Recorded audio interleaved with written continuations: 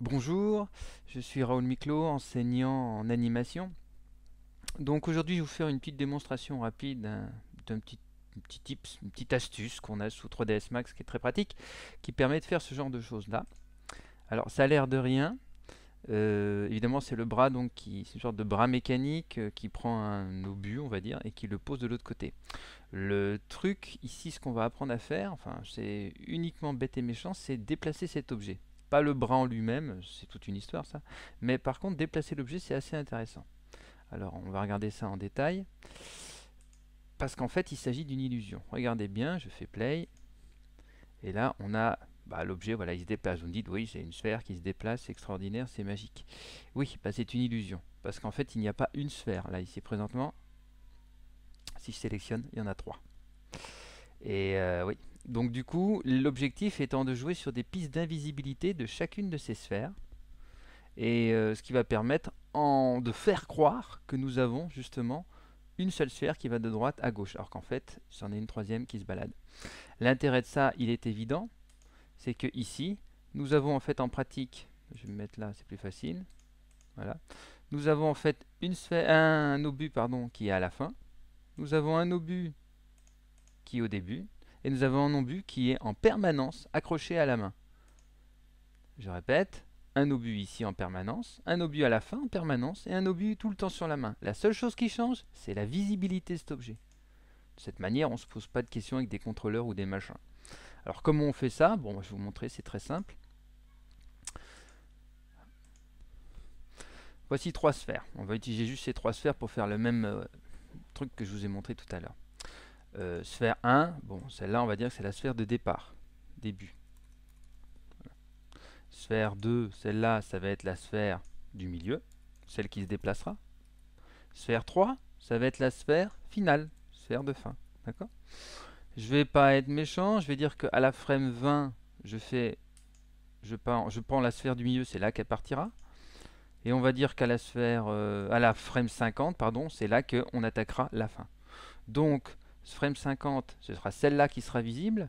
Entre la frame 20 et la frame 50, ce sera celle-là qui sera visible. Et avant, ce sera celle-là qui sera visible. Alors, reste à savoir comment mettre des pistes visibles. C'est très simple. Vous sélectionnez votre objet dans Max. Vous activez ici le contrôleur, les courbes d'animation. Vous allez devoir, ça va passer par elle. Vous allez sélectionner ici, il doit être sélectionnable ici, le voilà. Attention, le fait qu'il soit montré comme sélectionné ne veut pas dire qu'il est sélectionné dans la timeline. Or, toute l'astuce est là. Il faut le sélectionner dans la timeline, ici même, et là, cette fois, vous pouvez y aller. Visibility Track, Add. On est dans Edit, Visibility Track, Add. Là, j'ai une piste qui est apparue qui s'appelle Visibility. À ce moment-là, pas de problème, je lui crée une clé, toc de base, pof, pas de souci. Vous voyez, visibilité 1 à la frame 0, c'est bon, notre objet est visible. Je vais à la frame 20, je passe par mon petit machin, là, hop, pratique. Là, je crée une nouvelle clé, et cette clé, je la sélectionne, et celle-là, je la mets à 0. Je veux qu'à ce moment-là, ma bestiole, elle soit à 0. Du coup, qu'est-ce qui se passe entre la frame 0 et la frame 20? Du coup, notre objet, il disparaît. Regardez, c'est assez flagrant. Moi, c'est pas ça que je veux. Je veux que ce soit en une fois. Alors, ce que je fais, je sélectionne les deux clés, tout simplement.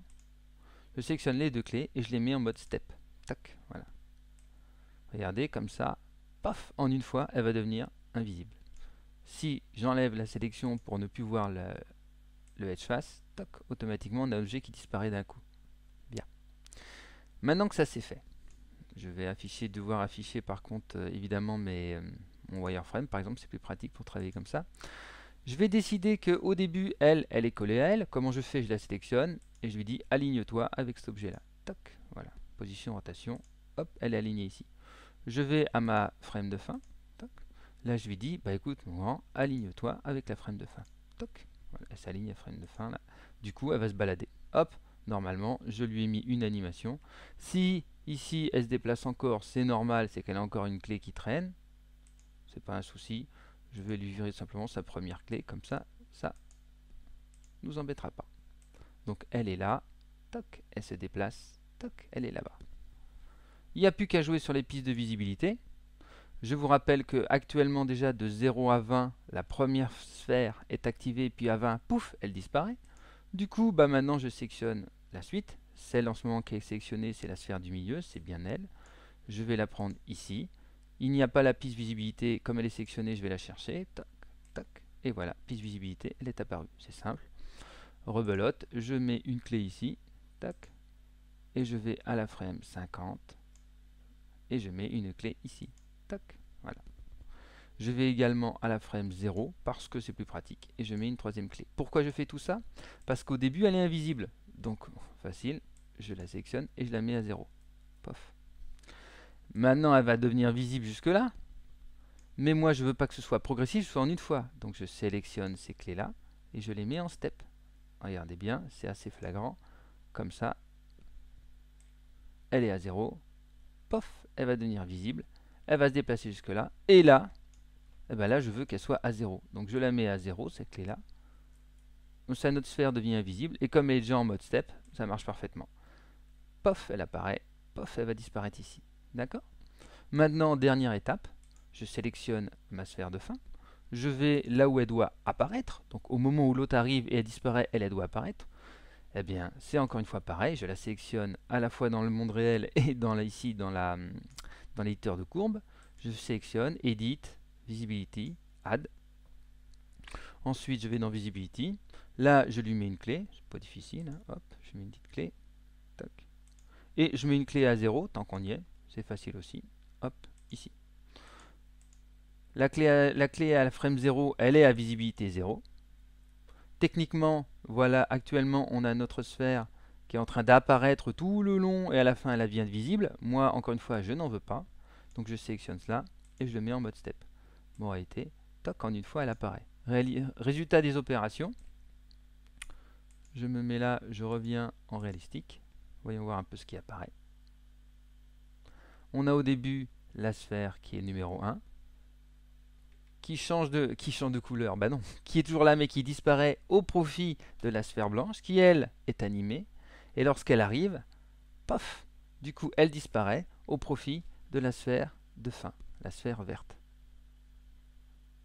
Nous avons toujours nos trois sphères qui sont là, rien n'a changé, juste que l'illusion fonctionne parfaitement. Alors pour que cette illusion fonctionne, il faut beaucoup de choses en même temps. D'abord, ces trois sphères doivent être évidemment, enfin, trois sphères ou trois obus ou n'importe quoi, ça doit être des copies les unes des autres. Elles doivent être exactement de la même taille, de la même couleur, de n'importe quoi. Sinon, rien qu'en changeant la couleur, on voit ici que justement, toc, on voit la triche qui apparaît, rien qu'en changeant de couleur. Donc l'astuce ensuite, quand vous avez sélectionné tout ça, vous les mettez évidemment de la même couleur. Le vert c'était joli, hop. Une fois que tout le monde est vert, vous ne verrez plus la différence. Et pourtant, il y a bel et bien trois sphères. C'est donc de cette manière qu'on fait pour faire un obus ou n'importe quoi d'autre. Vous avez comme ça systématiquement, par exemple, une main qui doit sélectionner un élément, elle le sélectionne, mais en fait il était déjà là. Elle le balade, en fait il était déjà dans sa main, il est juste visible. Et elle le pose, en fait à l'arrivée il était déjà là. C'est pas difficile et ça fonctionne bien. Voilà, j'espère que ça vous a plu.